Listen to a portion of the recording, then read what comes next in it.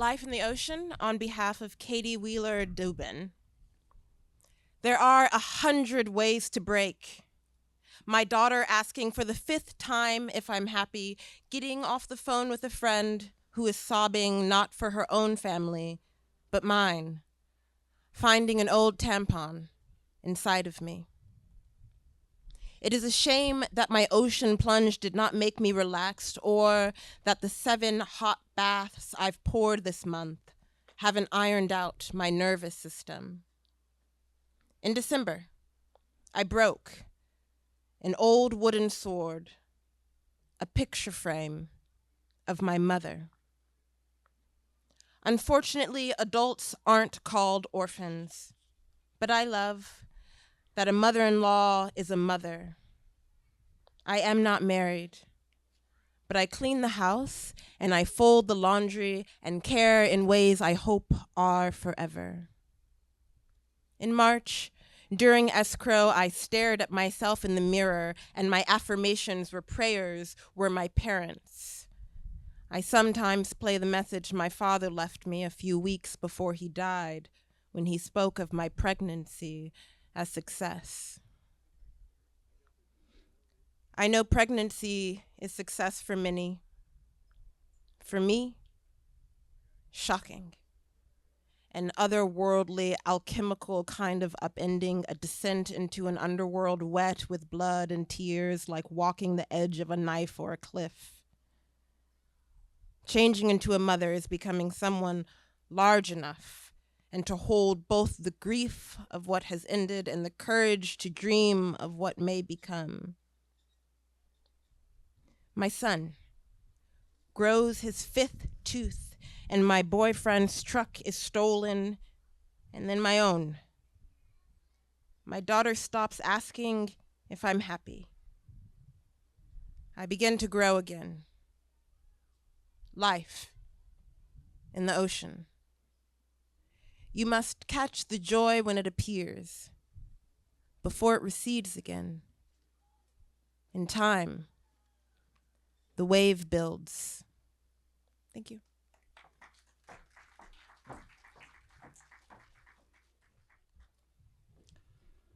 Missing.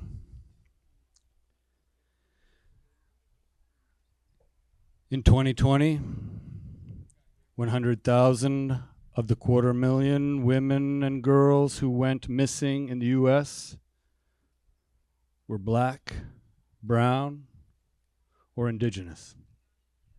Black women and girls make up just 13% of the female population in the country, but accounted for fully 35% of all missing women in 2020.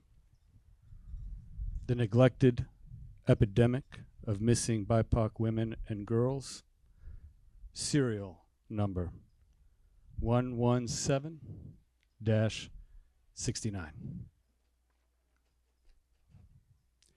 Sigo en la sombra, lleno de luz. Miguel Hernandez. For Sarah Stops Pretty Places and Akia Eggleston.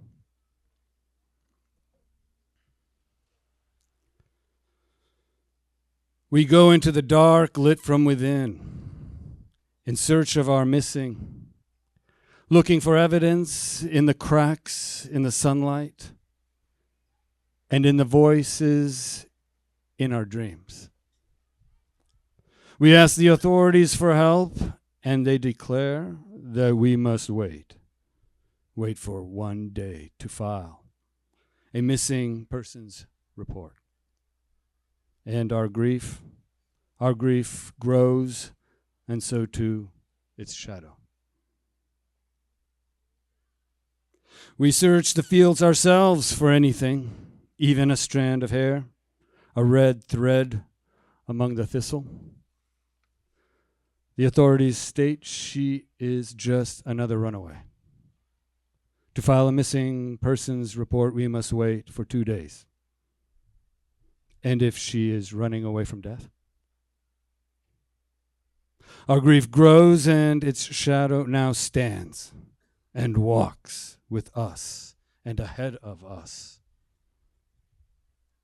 With ropes and hooks and nets, we drag the rivers ourselves looking for her. In every handful of clay, a glint, maybe her grandmother's ring or her grandfather's bracelet. The authorities report that she is out there with her boyfriend, that she'll return after the party. Just you wait and see, they say to her mother and father and boyfriend. Grief flies, sings in the blossoming dogwoods, grief's scent in every meal, with every pinch of salt. We visit the encroaching man camps, whose residents specialize in extracting resources from the earth, the body, RV neighborhoods mushrooming along the interstate. The sound of the doorbell is often silence, a wild barking, a racking shotgun, the same broadcast heard in the churches of mines and rigs and corporate detention yards. The authorities move us off, past reporters, waiting for the story to go blonde and bleed a little local color, to improve the ad returns. Never mind the police chief and DA moving money again. We search along the interstate, rest stop bathrooms, back of all-night diners, no-tell motels, weed fields, culverts, our grief moving alone and with others, its shadow surveilled from the road and the sky. We receive official letters. Our condolences to you and your family. There is help. Meaning, please mollify your grief. Meaning, please find your way to be at peace now. To ignore this forever wound of questions and absences. The shadow grows over the land. They beat it with batons, and their heart grows weak. Some with their bare hands try to suffocate it, only to erase their own face. We hear they shoot it wherever, however. And the great shadow buries the report deep into their ears to ring forever. It rises now. A 3,000-mile cold front, cities browning out, while in the dark we sing her name, lit from within.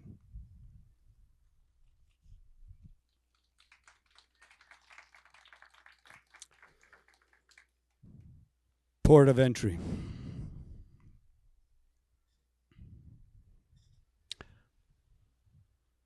How many children did you process today?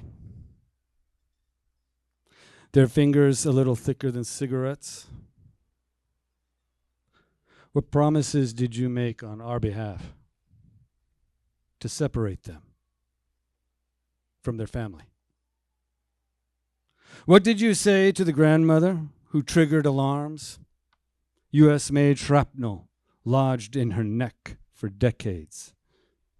How many decades will the steel cages live and grow in our children? While they wait, who holds them? And who sedates them with Divalprox, clonazepam, lorazepam, ziprasidone, olanzapine, benstropine, duloxetine, guanfacine, without consent? Didn't you say, "Don't worry," to the senators on their fact-finding mission? Children are quick learners. In the bright 24/7 light, they start with yes, no, stop, and no climbing, no yelling, no singing, no hugging. What bedtime stories are you reading to your children? And with your last draw on your cigarette, What do you study? The wind? Your ash?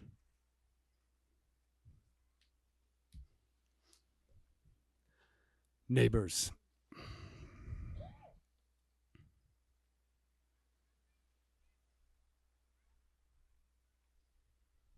Translating tonight's dream from English to English can wait. I step outside and listen to the wind picking up. Scent of marshes and mud flats and the 2,000-year-old Posolmi shell mound. While another wave of viral ambulance sirens crisscross the city. My old neighbor, smoking a blunt in his wheelchair, points to the small clouds of our breath merging in the street light. From a king mattress left curbside, a coyote gets up and stares at us, then slowly walks away towards El Camino Real. In his mouth, a small teddy bear or something.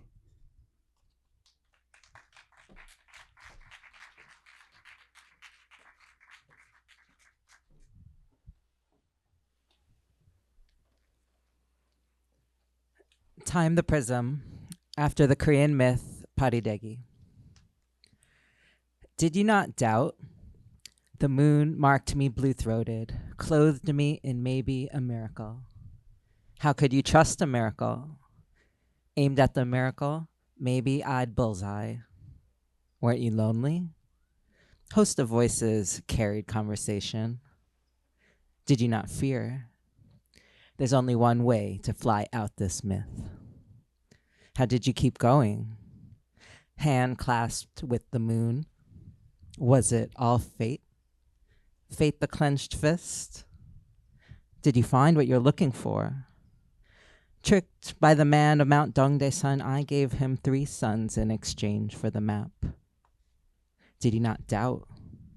Heaven sent many illegible signs. How could you trust a miracle? How could a miracle trust me? Weren't you lonely? Each moonset. Did you not fear? I followed as iron the magnetic field. Inscribed on the boulder, this is the gate protected by ghosts. I announced myself, my name, my river, my tiger. How did you keep going? 3,000 more miles. Was it all fate? Waved by the white flag, whipped by the west wind. Did you find what you're looking for? A blue bottle in the shape of a turtle. A rock trickling 1 drop every 100 days. Did you? Time chewed me. How? As flowers. Lonely? Yes. Fear? Of course. How? With peripheral vision. Was it? Quote, when Pari finally filled the bottle, she hurried out the garden to discover that time and space had bent around her. Her long journey had taken no time at all. End quote. Did you? 1 miracle every 100 years.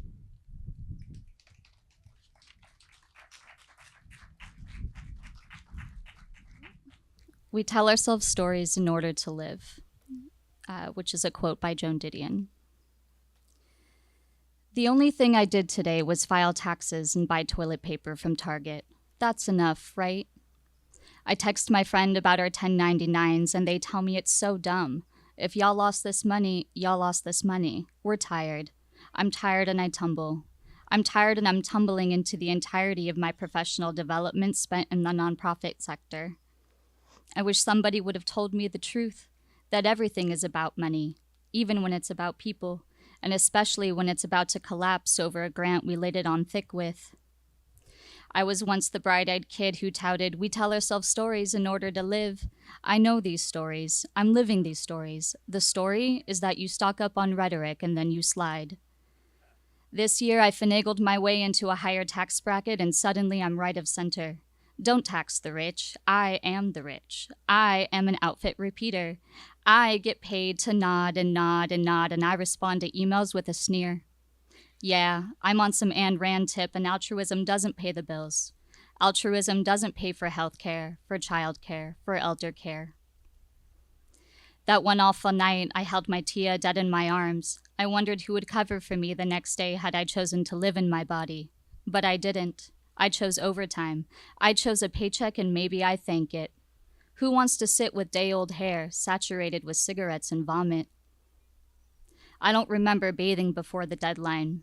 I try not to remember the empty bottle still whistling from the trunk of my guilt. Days later, that same friend texts me.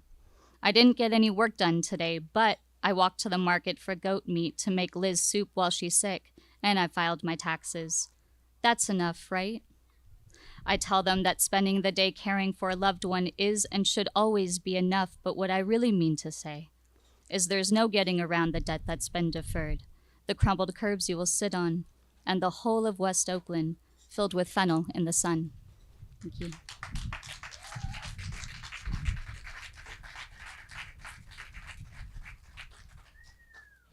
The easiest thing. The easy way to clean an oven stained with the blackberry juice bubbling over from a pie.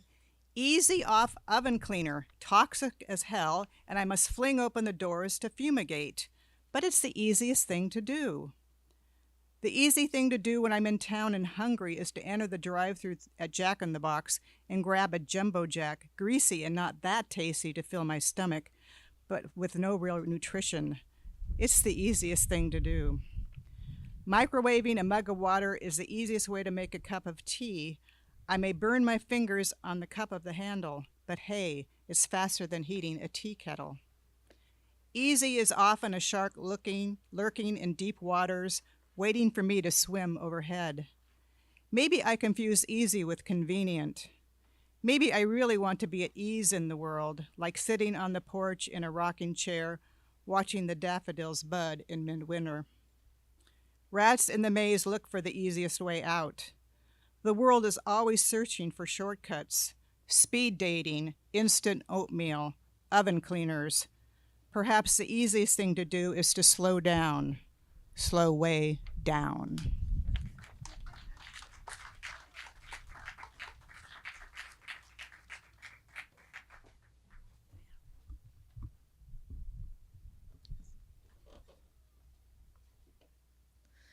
The bitter melons, so beautiful and fresh 3 days ago, now must be eaten. Once upon a time, I would have wrinkled my face at the notion of eating these vegetables that elders in my family loved. It's so bitter, I thought as a child. Bitterness was not yet a flavor that I had learned to live with, much less a flavor whose complexity I enjoyed. I take the 2 melons out of the crisper, where they have been cradled in a paper bag. I rinse them under the tap, catching the cool water in a bowl beneath to water my thirsty balcony container plants. I set them on the cutting board, each about 8 inches long, a pale apple green color, the shape of an ear of corn, and pockmarked with ridges and crevices. Taking my knife, I slice through the center. Last summer, Darshan's camp counselors, as she called us, her close friends helping with aspects of caregiving as she battled stage 4 ovarian cancer, worried to see her rapid weight loss and deteriorating health. Darshan's cancer camp was what she called her virtual Caringbridge space, what she named tongue-in-cheek, because we'd all be going through this together, and we might as well try to have some kind of fun. She was losing so much blood that, despite being on what she'd intended to be a strict organic vegetarian diet, she and her caregivers were brainstorming how to get more protein and nutrients into her that involved meat products. Maybe she could sip organic beef broth, one friend thought, but she could not. The broth left a metallic flavor ringing in her mouth. At this stage of the disease, nothing tasted good to her. One afternoon, she said she'd dreamed the night before of bitter melon and the memory of deliciousness. She had grown up eating the Indian variety of bitter melon, but she had dreamt about a dish she'd encountered in Oakland's Chinatown, bitter melon with scrambled eggs, at a Chinese vegetarian restaurant she frequented back when she worked in that neighborhood. One day she saw it on the specials menu. She tried it and loved it. She hadn't eaten much in days now, and you could see it in the deep sag of her sweatpants hanging off her small frame. I jumped at the thought of making something that might be appetizing. Perhaps the dish would awaken her sleeping palate. I'll make this, I thought. She'll eat it, I hoped. For days I hunted down bitter melon, going to this shop and that farmer's market, reaching out to this cook and that industry friend who knew a local farm growing organic Asian vegetables, the only ones growing organic bitter melon. Thing is, it was nearing the very end of the season, mid to late September, and bitter melon is a summer vegetable, technically a fruit. Like eggplant, it doesn't enjoy cooler temps. Time was of the essence in finding it. Fu gua, that's what you call them in Cantonese. Fu, bitter. Gua, melon. Yingyin always warned us, though, about the power of language. That's how I knew about the alternate term for bitter melon. The word fu in Cantonese means bitter, but the homophone for fu means sadness. Beware the power of speaking words. Some prefer a different term to avoid the bitterness. Let's just have learn gua instead. Cooling melon. Bitter melon has cooling properties to soothe us from heat, both inside our bodies and out, under the traditional Chinese food as medicine system, assigning properties to various foods. I had hoped against reason that making the dish Darshan craved might cool the fire of cancer burning away inside her body and soothe my desire for purpose in a time of heaviness. The ache of anticipatory loss hung in the air, the memory of warmth from the quickly setting sun as the days passed from late summer into the chill of fall. Fu gua, bitter melon. Fu gua, tragic melon. Fu gua, summer is going melon. The search for bitter melon gave me a task to fixate on, though it was becoming clearer every day from her dwindling energy and lucidity that she was not getting better. When I received a text from my friend, a food industry vet who'd been volunteering at the farm for months, it was a shock and surprise. "I have organic bitter melon," he said. I had given up all hope of finding it, yet here it finally was. Perhaps it was not too late for Darshan to taste this fruit of summer, the sweetness mixed with bitter.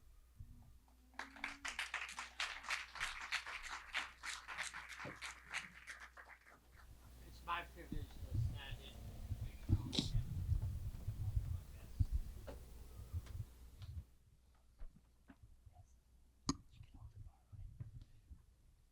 Every once in a while, I think about the weather.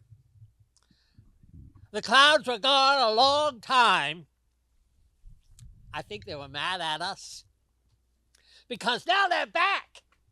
And they put so much rain and hail, I shiver from the cold, the damp cold that takes hold of my insides. Back east, back where I'm from, rain is a pleasure. A respite from the hot, humid and hot.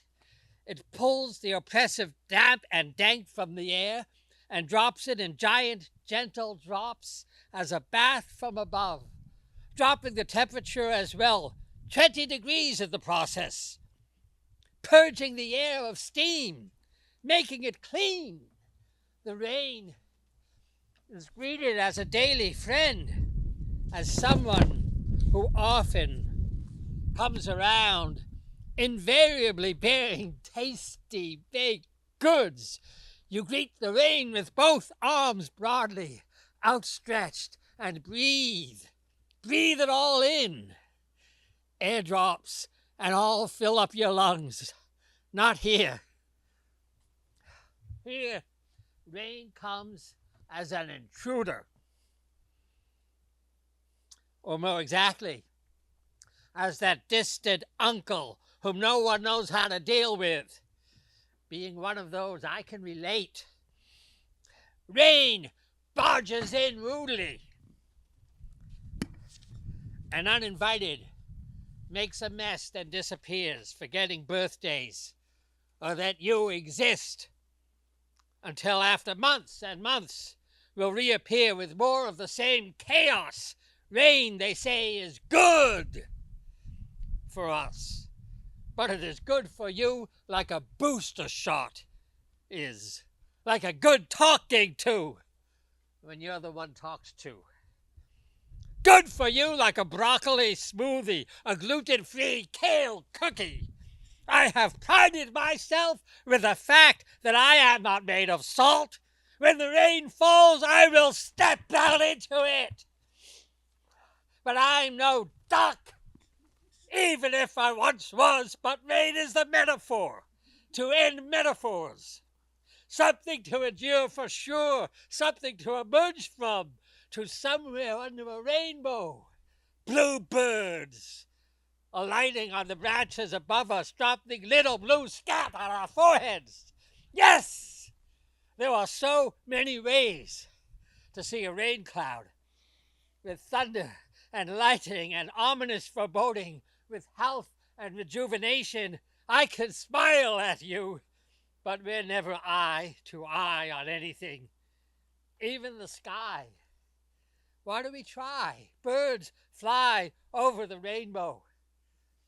I've been told by a reliable source. So I will bend my heart up, if I can, to look up. And when I do, it will be sun for me and rain for you. You will smile and I will too.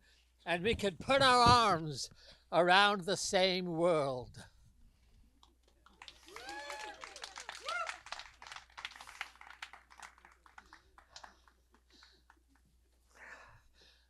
A drop in a lake makes a tiny wave in an ocean.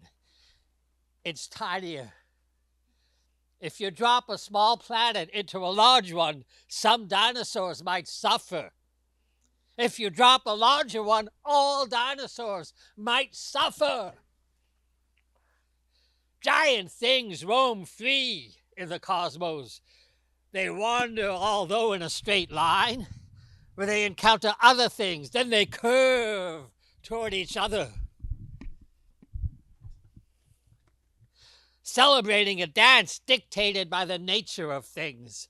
There are places in this world where people know each other for life. People wake up, go to sleep every day, and wake up and eventually die in the same embrace.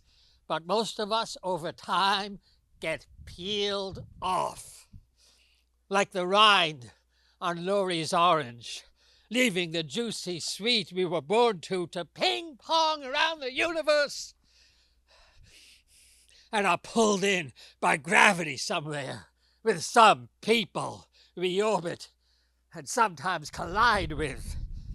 And dinosaurs suffer for sure. But the dance of the planets plays out in the sky.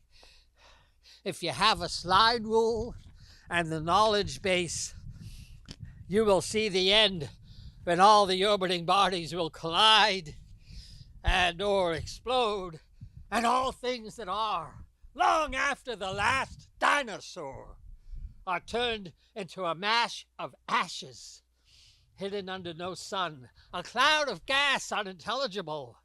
And all the little bits of everything that has been disintegrated will congeal into something new. And it'll cool.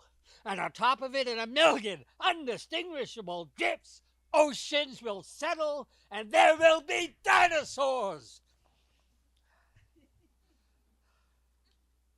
who maybe should look up and consider knitting sweaters. The world is getting warmer. So let's find some proper SPF. That. The world can do what it wants. Let's knit sweaters, like the dinosaurs should have. And let the sun burn down what it wants to. And if we melt under the intense light, well, that's what happens. And if your gravity is pulled away somewhere across a crazy universe, I pray eventually it's warmed by a beautiful sun, where it can turn, and dance, and enjoy all the light of newness, which is new, before it starts again.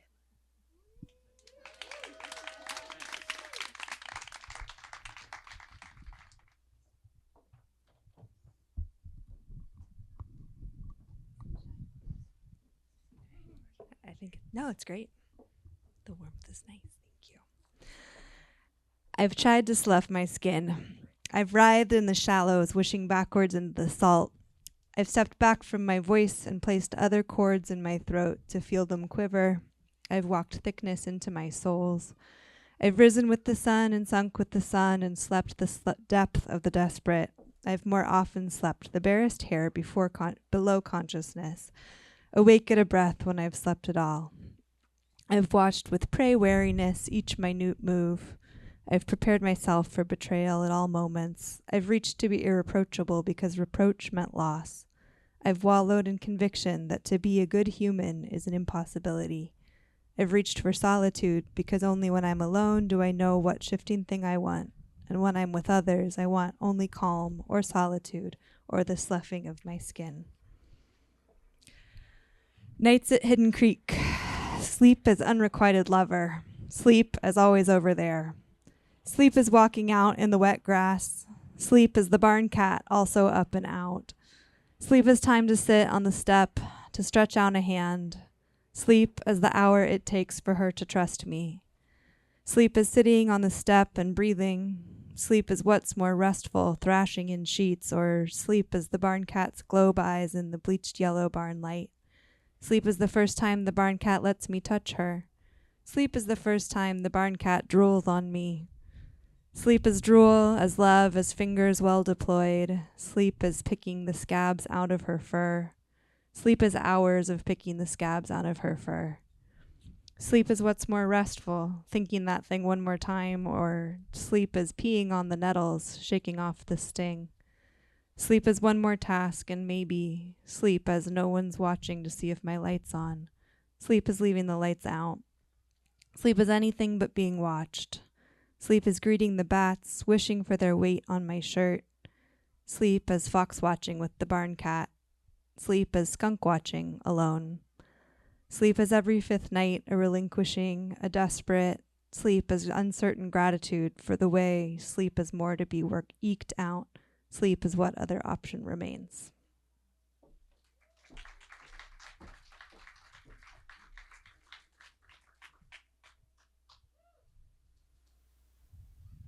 Spinning the Moon. It was a couple days ago when I wrote the words, I love so much because so much has been taken away from me. I hate so much because so much has been taken from me. I feel so much because so much has happened to me. I haven't been writing much. I hadn't been writing in general prior to October 7. I had been carrying many words in my mind, but none were spilling out. I had to be cautious as the production of astute statements extracted from a pool of emotions, merging with real-world violence and hate crimes in an ultra-Zionist New York, felt like witnessing a sea full of fish I was prohibited to catch. Ring a bell? The bell is Gaza, a Palestinian experience bordered by simultaneous scarcity and surplus. The Palestinian experience is small yet big, grandiose in effect, like a needle. Being Palestinian is a sharp, spiky, piercing phenomenon. Descriptors all meaning the same thing, but I found that people don't hear us unless we say the same thing in multiple ways, multiple times. Hello? Have I got your attention? Our identity is not without its baggage. In fact, it seems our baggage is all we are to the world. I cannot think of many identities that can walk into a room with ease, but the Palestinian existence is notoriously exceptional at causing discomfort. It seems like we are always against the grain. Even with those who advocate for our liberation, our presence can make the air harsh with the embodiment of traumatic memory. We make people uneasy. We are a reminder to the liberal world that oppression is very real and very alive. Just because we have electric-powered cars and smartphones doesn't mean the world has advanced. In fact, the world has stayed right where it has always been. I mean, have you seen the cobalt mines in Congo? Right. Technology is aligned with oppression, not freedom. And I say this as someone raised in the capital of San Francisco, California. Regarding my ability to read the room, as a Palestinian and queer individual, I am not so sure that being literate is something to be proud of. I hate that I have to be smart. Should I be brazen with my chest in my ability to be slick, not naive and aware? Or should I be charity in my self-concept for the fact of my hypervigilance, mild paranoia, and innovative schema? Regardless, we are not to blame for the poor, mistrustful environment that has led me and most other Palestinians to develop a grateful yet sulky mobility. Let me word it this way if I was not clear enough. The world is a treacherous jungle. Therefore, should I be proud that I move like a cheetah, or should I be ashamed for having been cultivated in this reactionary, sexy amalgam? Fanon has much to say on this. Nonetheless, it was not until recently that I had let some words spill out. Had my fear of scarcity been eradicated, I now became generous with my words, although they were jumbled, like mixed nuts, I must admit. Words about fear, words about paranoia, words filled with them both. Yet it was not enough apprehension to blockade my pen from paper. I had to take a stab. I was no longer afraid of appearing to be the violent one because guess what? I was no longer seen as the instigator. It was obvious. It was obvious that Blue, read Israel, had crossed the line, dotted the T's, and crossed the I's. Or is it crossed the T's and dotted the I's? It was all messy. The people were now with me, with us, caught up to speed. It had been an ubiquitous, transhistoric case of the people versus the power. The events are happening now, but it feels past tense. Why? Because it had been repeated endlessly in history. We have all seen this before. We have seen this written in prophetic form. But we should be careful to religiously prescribe the fanatic to the real. October 7th and its subsequent events instilled a new fear in me. A shaking new fear. A fear that was not enough to prevent me from moving. In fact, is, a fear that I would not be able to hold myself back. To hold myself back from shouting at the moon. This moon that, almost like Sisyphus, continues to lobby us through a 30-day enduring cycle of emotions. The different states of the moon, the crescents, the waxing, the waning. I feel my chest hair, my chest follicles, my chest tissue ripped off and rash red skin with dots of blood, pearls of wine boiling to the top. But a cup lined with green tea that I sip nervously has me desiring. I no longer wish for the moon to spin. I no longer wish to see under its light. I do not want a guardian. I want to be independent. I want liberation. Can the desire of ceasing to exist, ceasing to fire, be called a desire at all? It's a predicament that I would not desire to be in, and I thought that Buddhist teachings boasted of desire preceding suffering. Is it not that all suffering is caused by desire? Then why are Palestinians exclaiming for desire post-suffering? That should indicate that something is awry. My request is not that I want to be unobserved, but I want to eliminate the necessity for being chaperoned. I'm exhausted of the spectacle. I'm exhausted of the violence more so. We are exhausted of wars unfolding upon Gaza every other year and occupational violence in the West Bank every day. I do not want to walk on glass anymore. unless I am crushing it beneath my boots in a celebratory manner. Like a wedding, like a festivity, like the exclamation Mazel Tov. That's what I am waiting for, my Mazel Tov moment. I want equality, and I want my right of return, my stage to dance. Give me my glasses, my cloth, my red stage curtain, and let me turn this aggression into a positive outlet. Let us turn shards to poetry. Let us spin the moon.